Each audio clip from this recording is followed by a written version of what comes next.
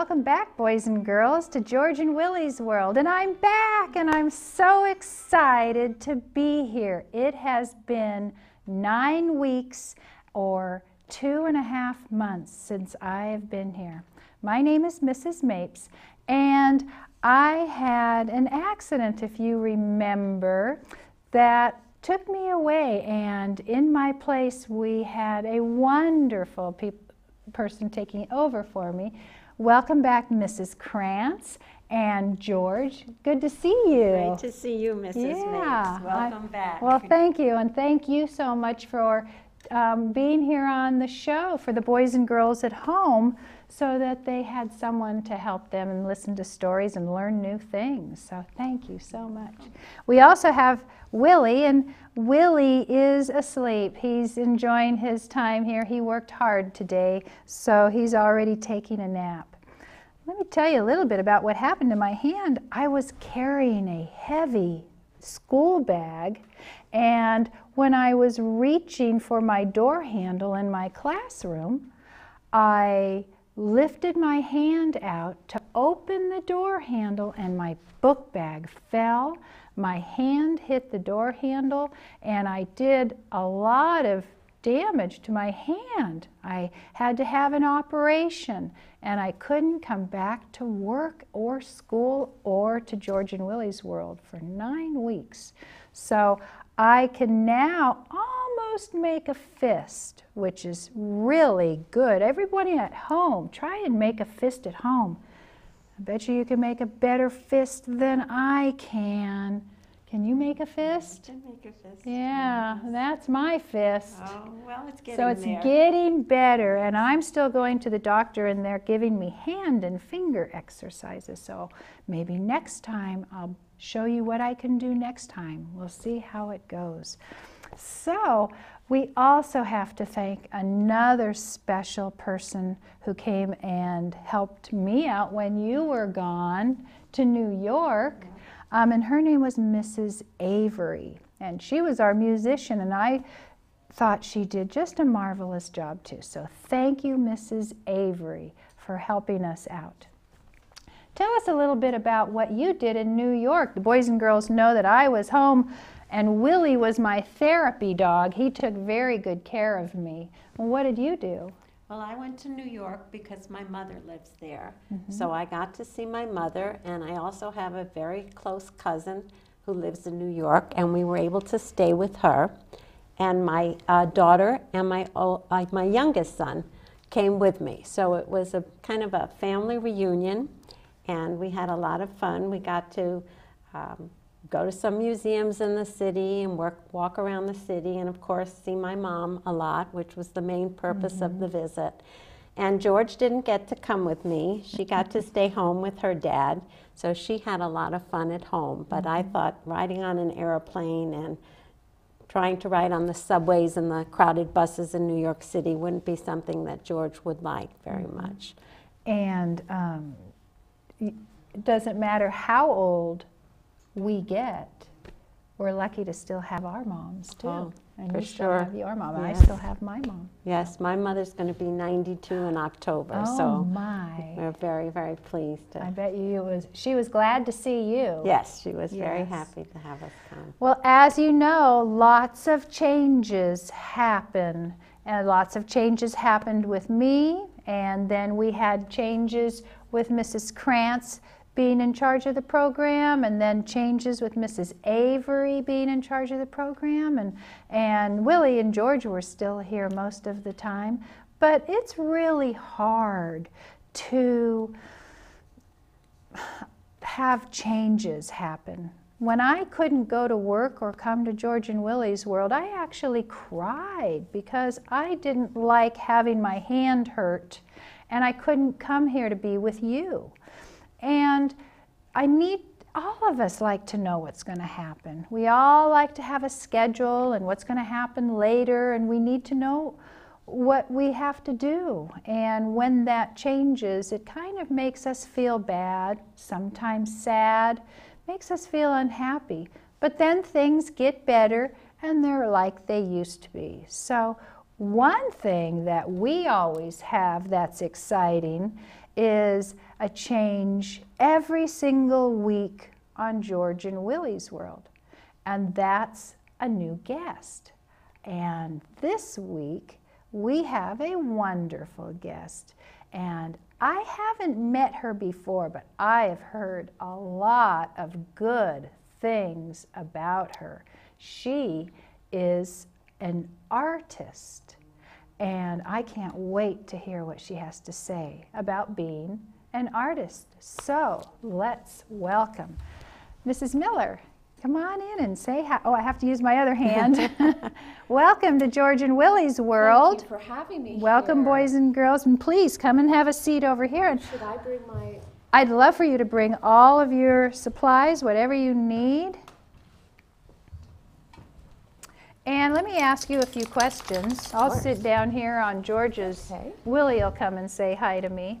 So tell the boys and girls at home, what is an artist? An artist is anyone who has an idea about making something that says something about themselves. And they can be an artist in so many different ways. You can be an artist when you sing a song, when you play an instrument, when you dance a dance. There's so many different ways of being an artist. And for me, being an artist is to draw and to paint. That's what I like to do. Mm-hmm. And one of the things that you do is to teach children Yes. to draw and paint. What is your job? What do you do for teaching children? Well, I wanted to tell the story about when I was in kindergarten. I grew up in the San Francisco Bay Area, and we had a brand new public television station called KQED. And we had one TV set in my little school, and once a week we would go and sit down on the floor in front of the TV set, and we would watch an artist showing us how to draw. And I was so stuck in the way I was drawing things. My houses looked really like blocky squares, everything, nothing looked realistic. And one day on television, this artist showed how to make a house look realistic, three-dimensional, and I went home and I was so excited. I started drawing villages and cities, and every scrap of paper I could find, I would draw and draw and draw, and it was all because I had this little drawing lesson that I learned on television. And that's what got you excited. Yes. Maybe the boys and girls will find that from you, that after our show today that they might try drawing also.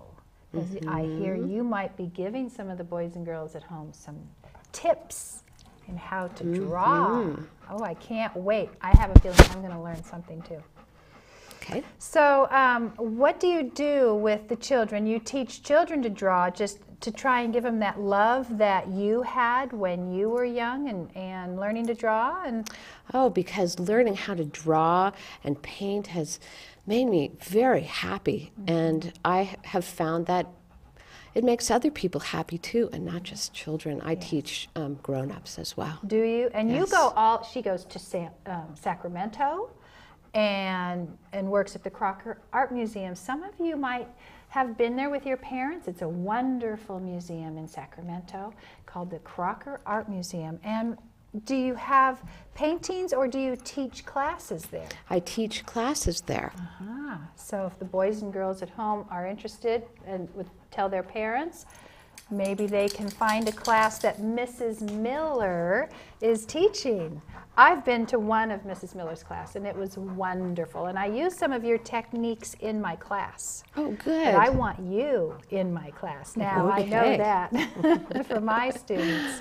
So anything else that you think might be interesting for the children to know about being an artist? Well, I think it's really important that when you're first starting out, especially if you're making art at home, is that you don't have to go to the store and buy a lot of really expensive things to make art. Sometimes just a pencil and a piece of paper. It doesn't have to be a good piece of paper. It can be the back of another kind of paper that's already used. But the most important thing is to just keep drawing and keep coloring and keep making art.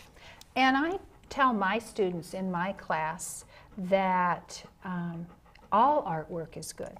That some children like to do cartoons, and some children like to do sunsets and suns and people, and everybody's good at something inside when it comes to art. Everybody can draw something.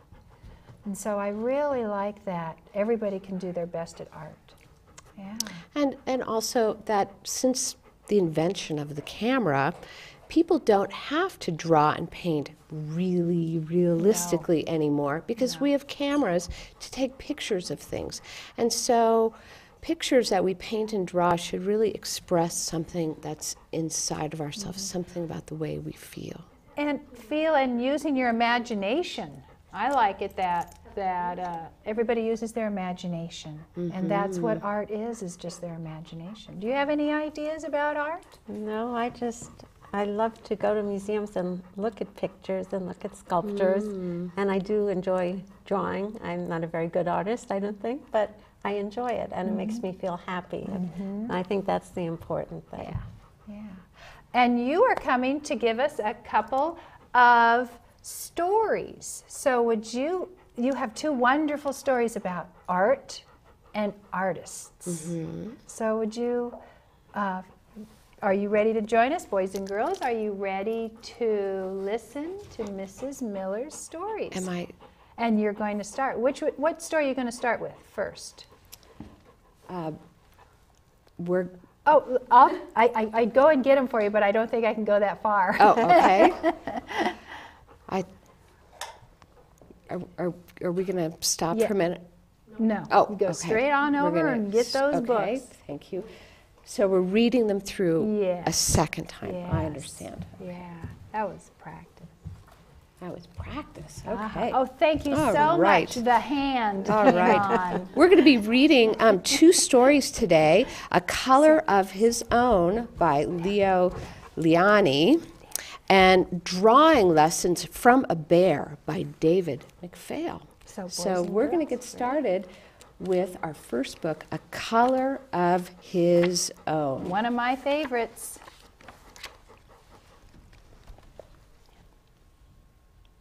A Color of His Own.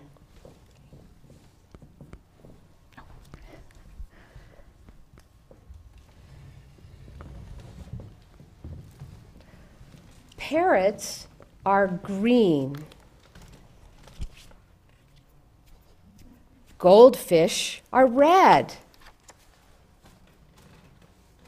Elephants are gray. Pigs are pink. All animals have a color of their own, except for chameleons.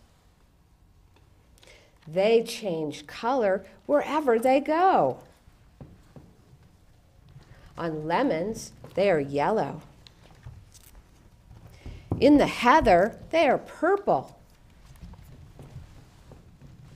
And on the tiger, they are striped like tigers. One day, a chameleon who was sitting on a tiger's tail said to himself, "If I remain on a leaf, I shall be green forever, and so I too will have a color of my own." With this thought, he cheerfully climbed onto the greenest leaf. But in the autumn, the leaf turned yellow, and so did the chameleon.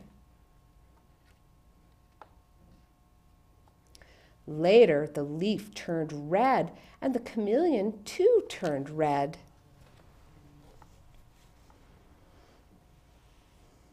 And then the winter winds blew the leaf from the branch, and with it, the chameleon.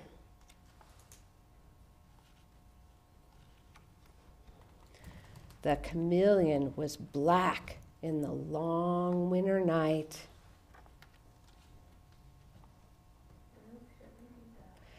But when spring came, he walked out into the green grass, and there he met another chameleon.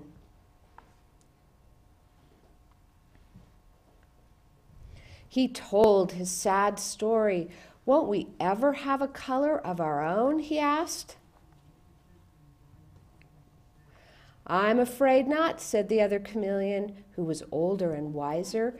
But, he added, why don't we stay together?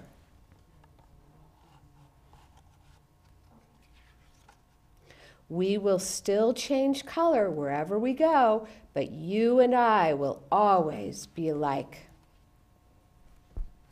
And so they remained side by side. They were green together, and purple, and yellow, and red with white polka dots, and they lived happily ever after. The end. Mrs. Miller, I'll take that book and put it right over here on the book. And I would like, if you wouldn't mind sharing a few of your techniques right now. I want to make sure the boys and girls at home get as much art lesson that they can in our time together. So would you mind, I'll hold on to your book for now, and do you mind showing us a couple techniques? I would love to show if we have some more time left, we're going to read our second book. That book. So today we are going to take a really simple shape that you all know called a circle. And right now you can get a piece of paper and a pencil and you can practice this exercise with me.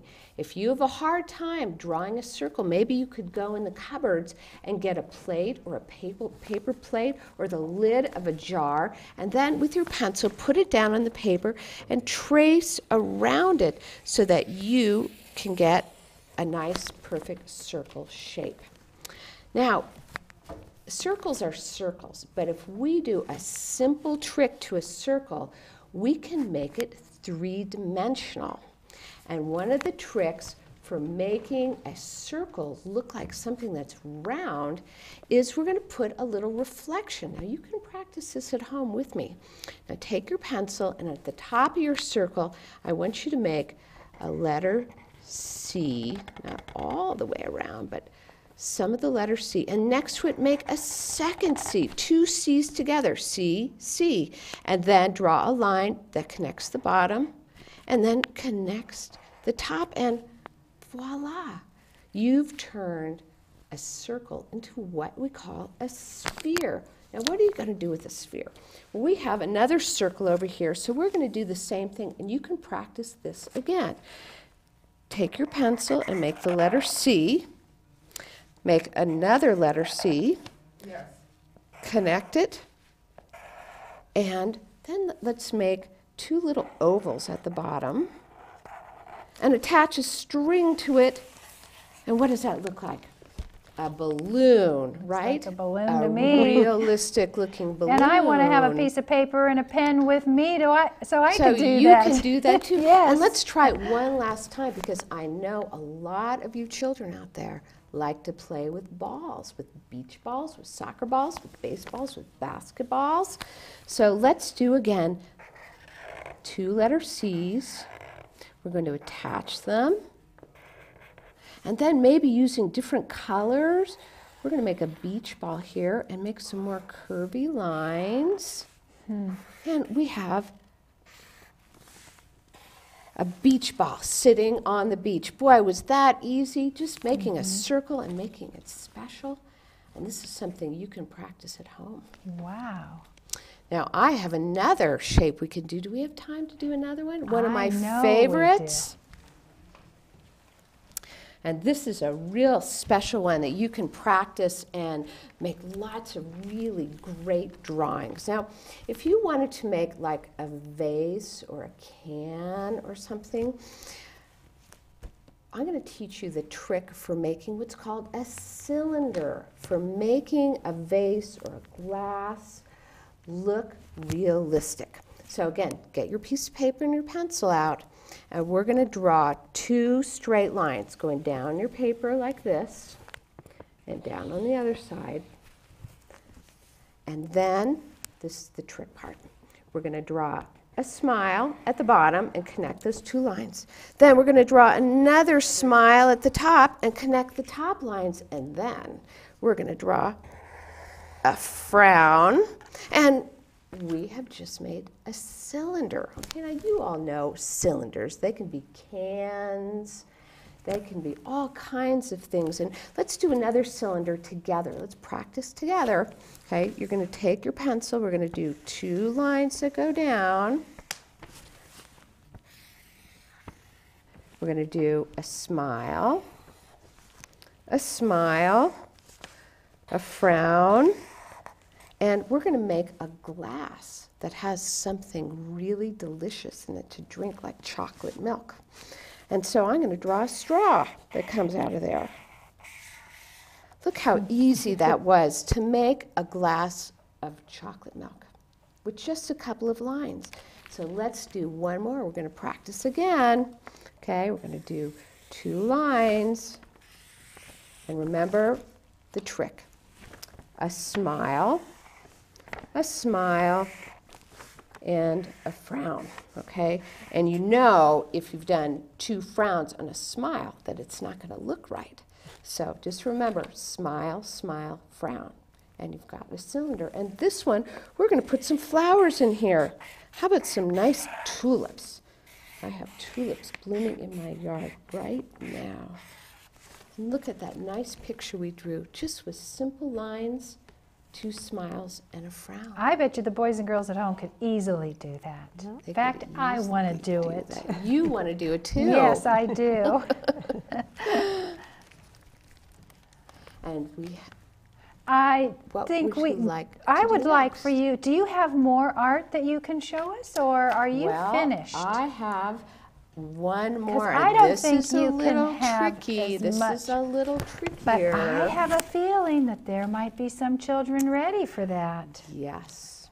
And one of the things that 4-year-olds learn are shapes. You learn about circles and you learn about triangles. Well, here is just a plain old triangle that has 3 sides. You can practice this too, making a triangle. But what if we want to do something kind of neat with the triangle? Let's say we want to turn it into an Egyptian pyramid. So we're going to make another triangle shape. These are 3 lines that are connected at the top at a point and at the bottom. And you might have to practice this a few times. And then here's the trick.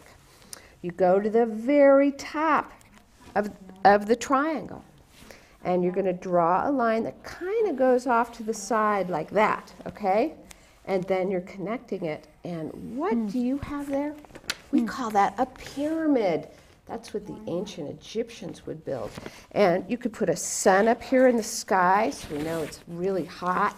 And we can put the desert. You could draw some camels in here, some palm trees, all kinds of things. So we took just an ordinary triangle and we turned it into a pyramid. Wow. Something 3-dimensional. That is amazing. Yes, so we did Yeah, can you please 3 review ordinary what you shapes. did?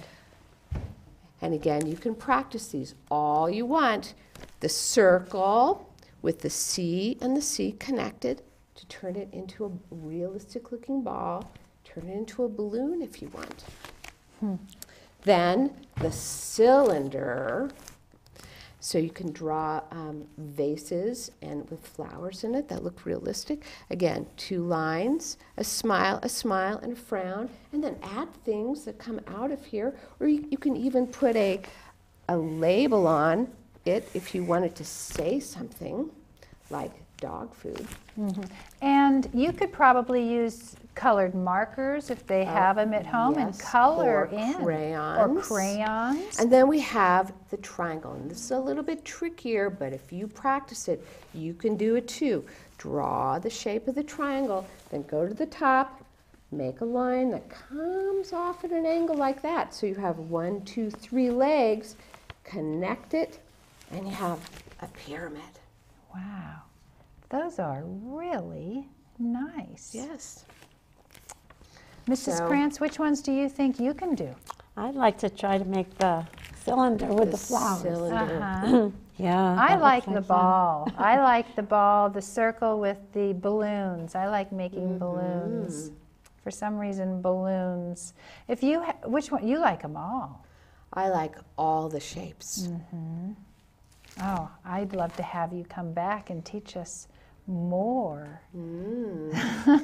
I think this is just a Teach you start. how to draw houses and cities and villages. And boys and girls, if you want to learn how to draw more, then please write George and Willy's World at 235 South Auburn Street in Grass Valley, and tell us what you would like to learn how to draw more of. If you'd like Mrs. Miller to come back and teach us how to draw houses and cities, oh, I think she could do that.